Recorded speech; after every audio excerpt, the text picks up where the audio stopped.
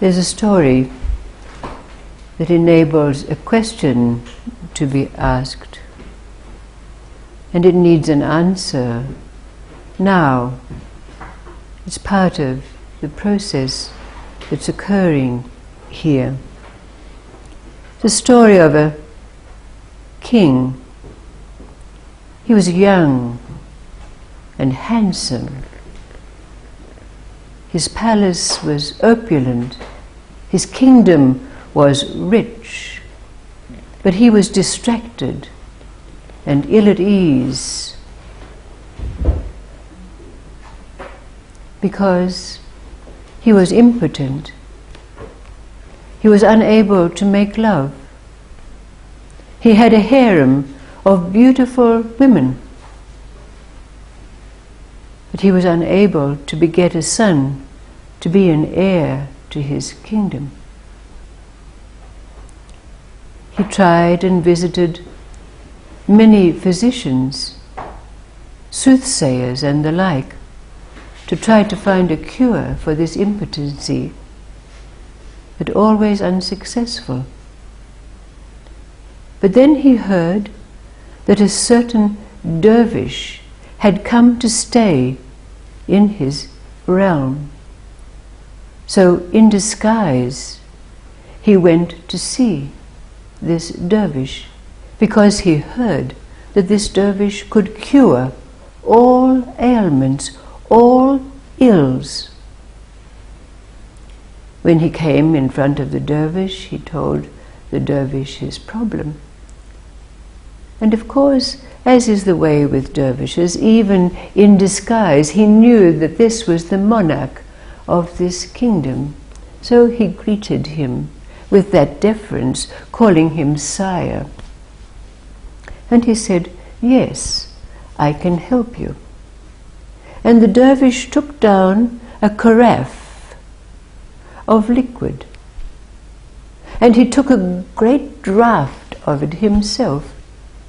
And then, taking a small vial, he poured a little of the liquid into the vial, and he gave it to the king, and he said, "The first night you take only 1 drop.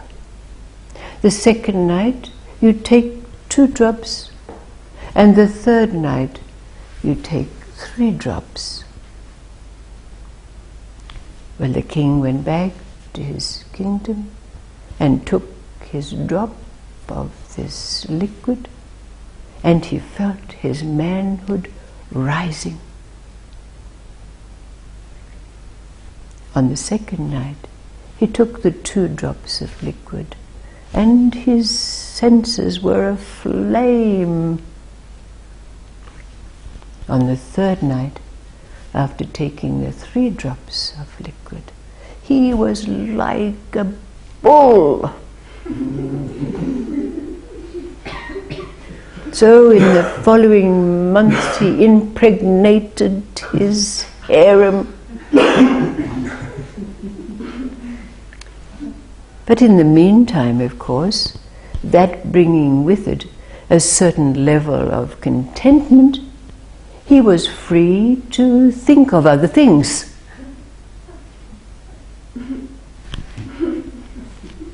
So his thoughts began to be a little bit philosophical even. You know how these things are.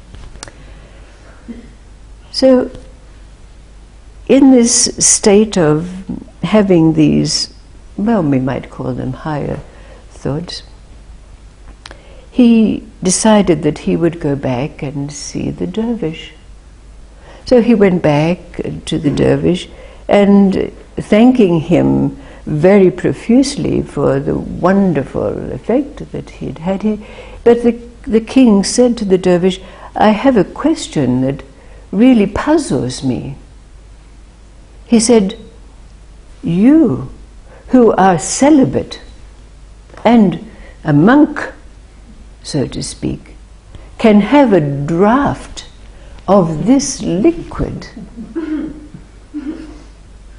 and remain calm and without desire. when I take 3 drops and I'm filled with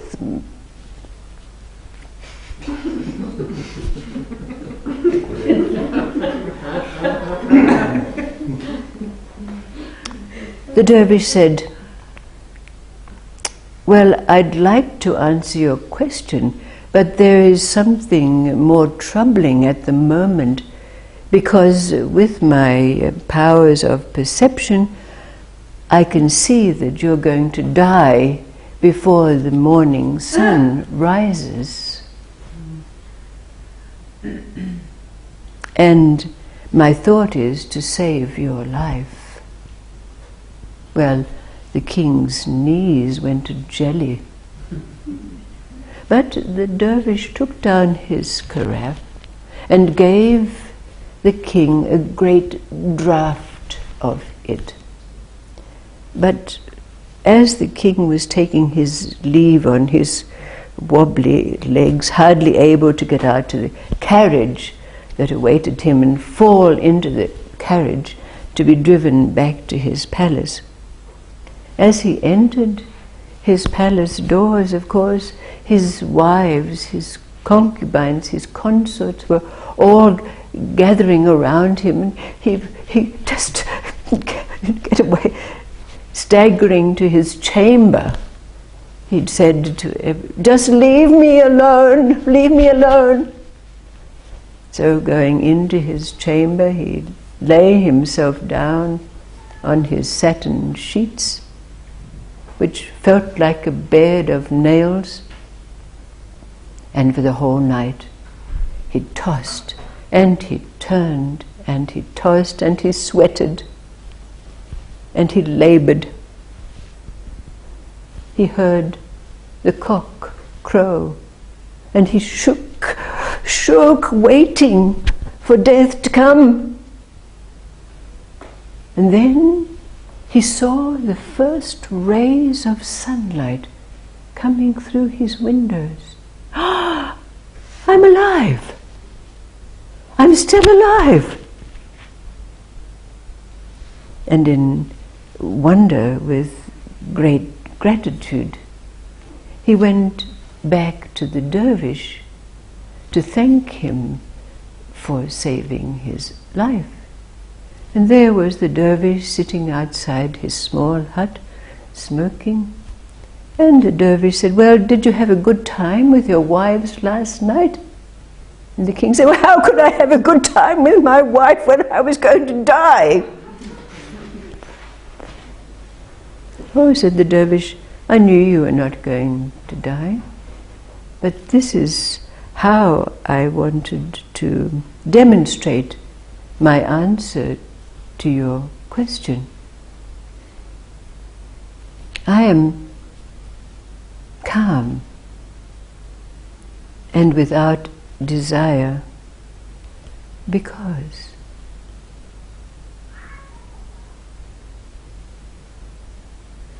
the question that's asked of you is, what was the end of what the dervish said?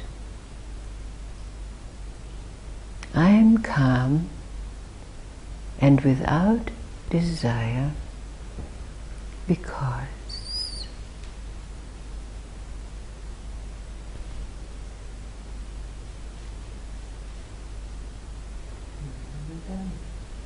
because I know I will die. Right. Yes.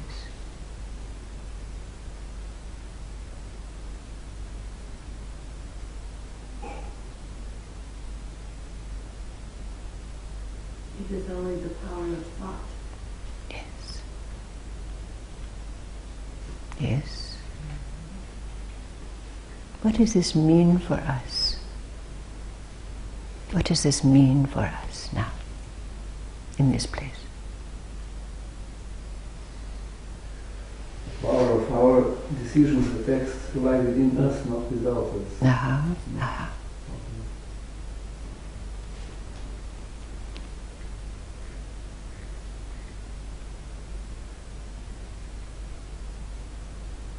calm and without desire. Because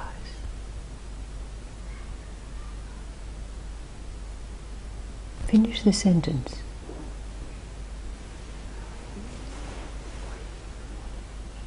Finish the sentence. Because he knows that everyone creates own life. All right. Okay. Finish the sentence. Because that part of me has died. Right.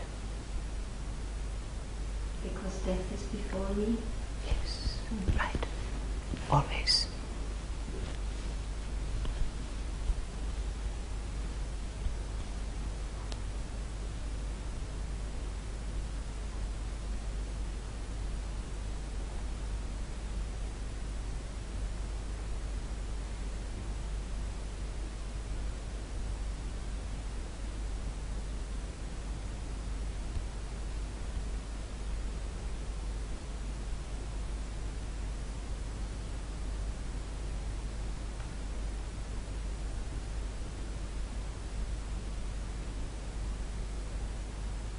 I am calm and without desire because I have no need for those things.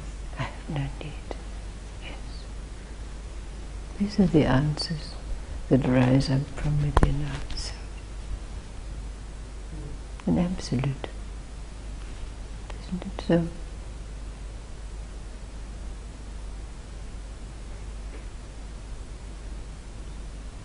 But remembering that in these days when we're together, and on this occasion participating in some kind of form which has not been here before, but it has its purpose. And like the other times we've been together, there's a beginning, a middle, and an end. So you can see, as it has been on other occasions, that the stories that are told are part of that process. So this story, bringing up as it does the question, allows this to continue. So it's just a ploy, so don't worry about it. It's not the end of the world. Do you know what I mean? Like all of these things, it's a part of this process. Thank you. And we're going to have the great joy of watching Baba Aziz. Is that so?